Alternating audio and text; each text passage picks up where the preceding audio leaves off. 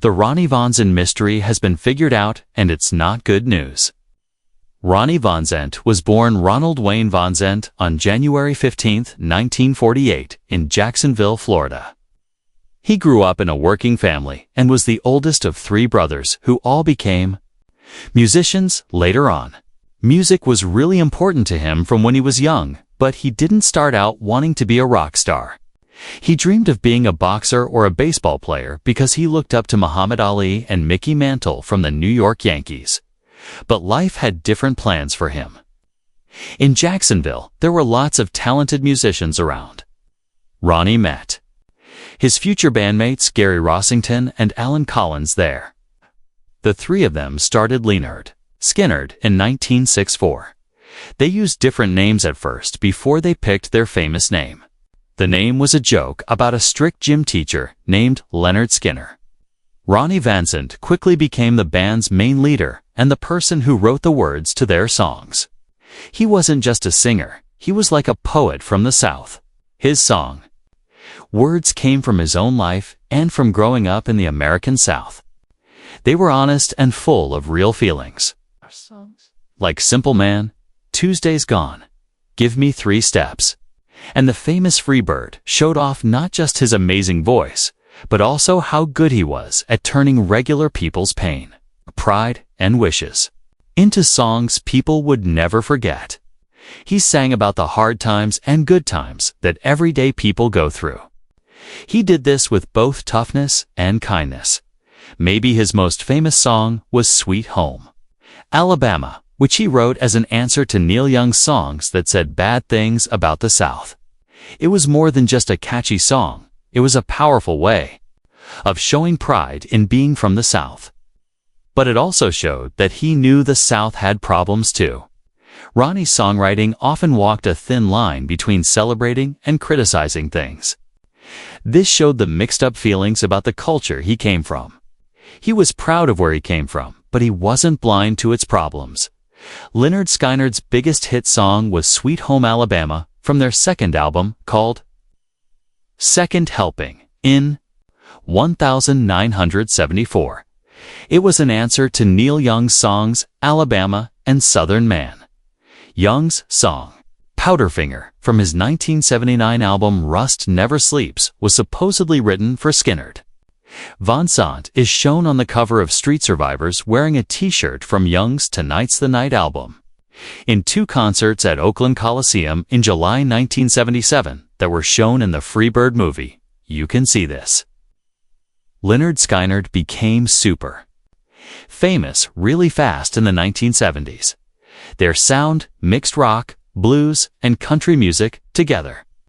This created what we now call Southern rock music. Ronnie's way of performing on stage was special. He was calm, but intense. He had a signature look with jeans, boots, and a hat pulled down low. This made him different from other rock singers. He didn't need fancy theatrics because his voice and words were powerful enough. Behind the scenes, Ronnie was known as a natural leader and someone who wanted everything to be perfect.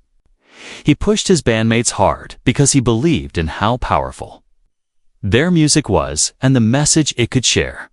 Ronnie Van Zant's personal life was often overshadowed by his legendary music career with Lynyrd Skynyrd. But it was full of interesting relationships, humble beginnings, and complicated experiences that shaped who he was both on and off stage. On January 2, 1967, Van Zant married Nadine Insco, a young woman from his hometown of Jacksonville, Florida. They got married during an important time in his life, years before Lynyrd Skynyrd would become famous all over the world. Back then, Van Zant was still very connected to his local community and was working to support himself and his growing family. One of his day jobs was working at Morris Auto Parts, a small but busy auto parts store owned by his brother-in-law. The store was located in the heart of Jacksonville. The store became more than just a workplace for Van Zant. It showed off his amazing intelligence and hard work. People, workers, and customers noticed that he had an almost perfect memory for auto parts. People would come in asking for hard-to-find items, and Ronnie could instantly remember the part numbers, details, and even exactly where they were on the shelves without needing to look anything up. It was like he had the entire parts catalog memorized in his head. This made him super valuable at the shop and showed how smart he was in practical ways.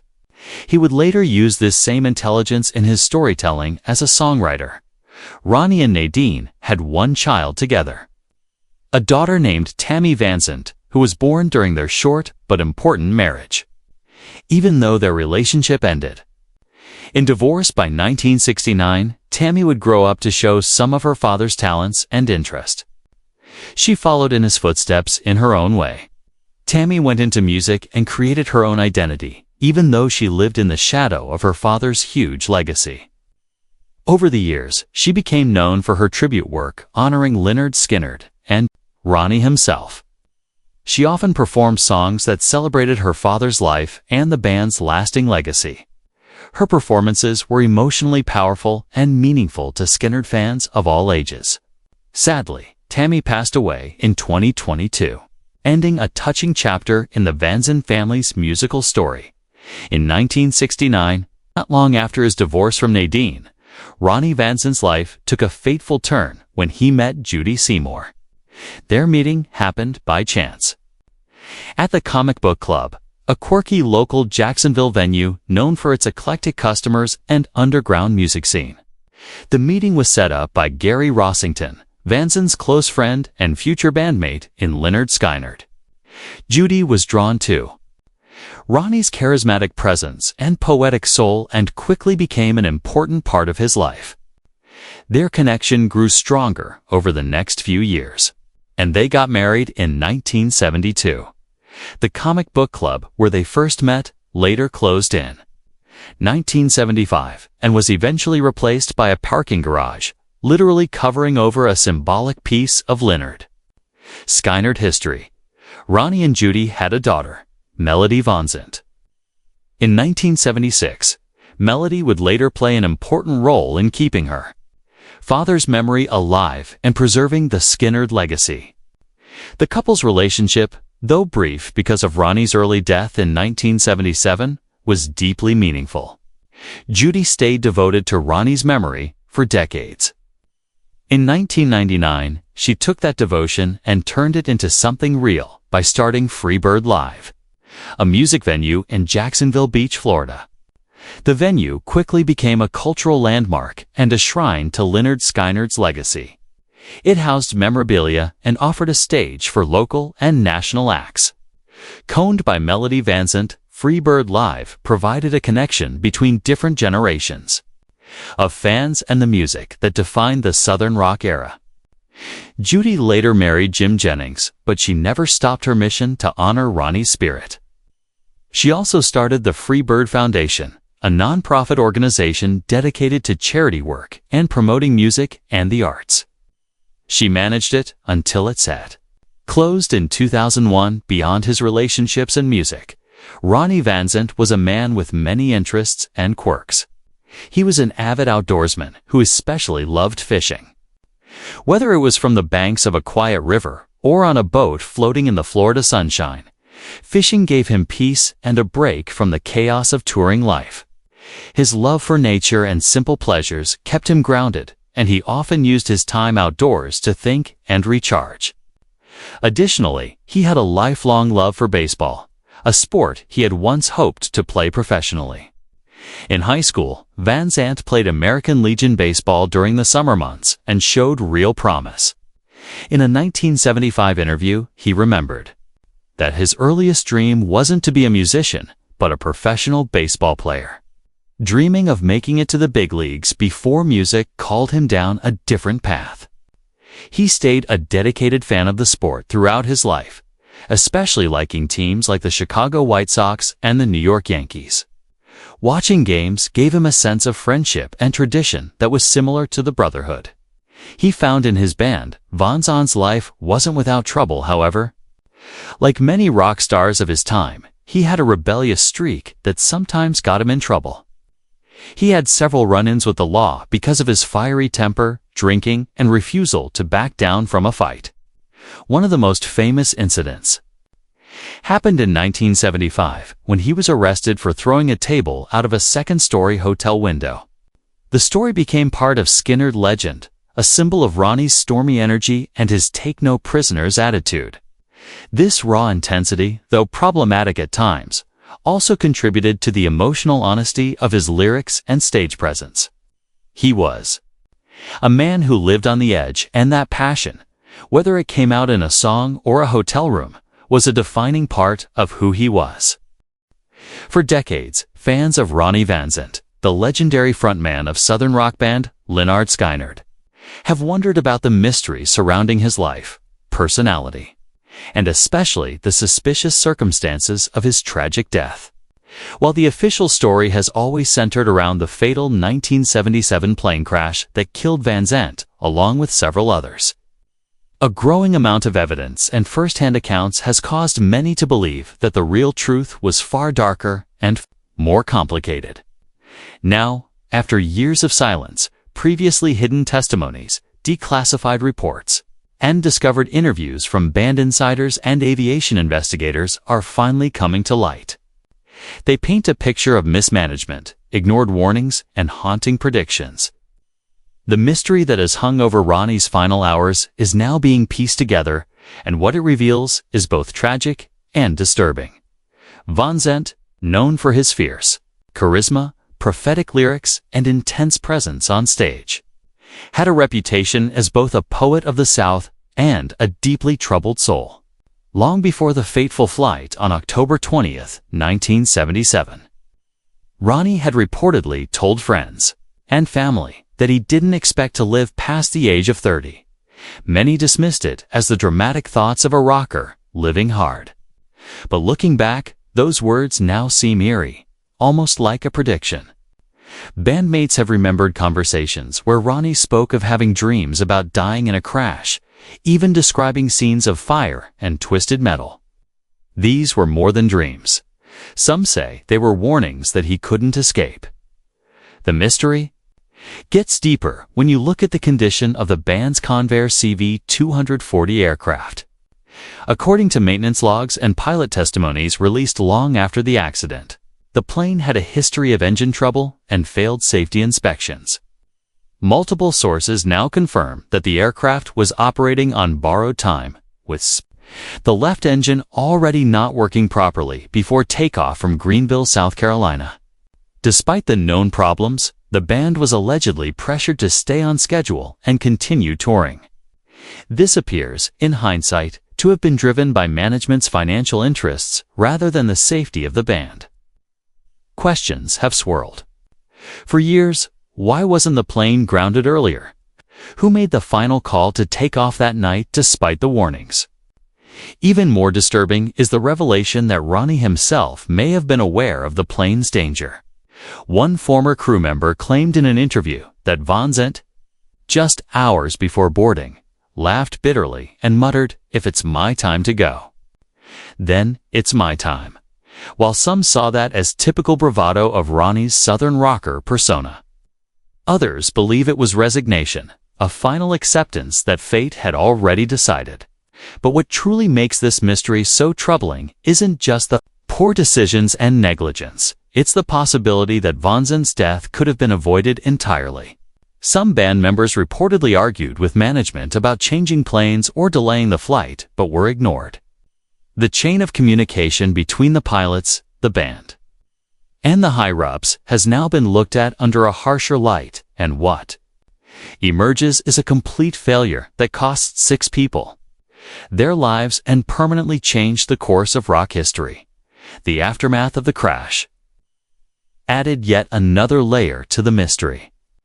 In the immediate hours following the tragedy, there was confusion, wrong reporting, and strange silence from officials.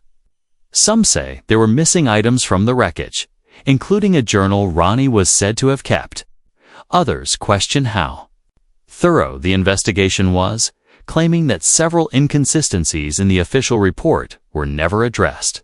While these details were once considered conspiracy theories, They're now being taken more seriously as more insiders begin to speak out often after decades of staying quiet out of fear, loyalty, or pain. In the end, the mystery of Ronnie Van Zant isn't just about the physical crash.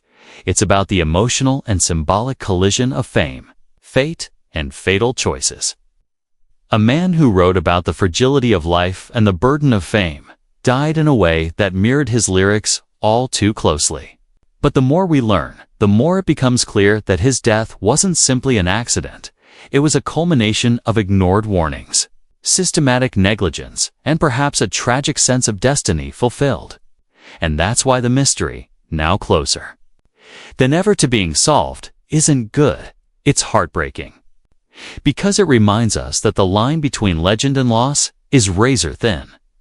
And sometimes even rock and roll's toughest voices can be silenced by preventable tragedy. Tucked away on Sandridge Road in Lake Asbury, Florida. Just a short drive from the place Ronnie Van Zant once called home in Jacksonville stands a living tribute to one of Southern rock's most iconic voices, the Ronnie Van Zant Memorial Park. Far more than just a collection of trees and benches, this park was built with love, sweat, and deep devotion by the very people who cherish Ronnie most, his devoted fans and his loyal family. It's a place where the spirit of Lynyrd Skynyrd lives on in the rustling of the trees, the quiet of the water, and the stories shared under the open Florida sky. Every stone and blade of grass here echoes with the legacy of the frontman, whose soulful lyrics and rebellious spirit defined a generation of rock music.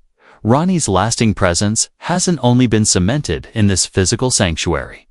It continues to resonate powerfully through music, memories, and the voices of his family. His younger brothers, Johnny and Donnie Van Zant, poured their hearts into preserving their brother's memory through song. Alongside close family friend and producer Robert White Johnson, the duo co-wrote the emotional and reflective title track of Johnny's 1990 solo album Brickyard Road, a haunting, heartfelt anthem that mourns, honors, and celebrates Ronnie's life in equal measure. The tributes don't end there. In the poignant music video for Lynyrd Skynyrd's released hit What's Your Name, a subtle yet powerful moment closes the visual tribute. A white hat reminiscent of Ronnie's signature style gently rests atop a lone microphone. It's a silent salute. An image that speaks volumes to fans who knew that Ronnie's hat was never just a fashion statement, but a part of his very soul on stage.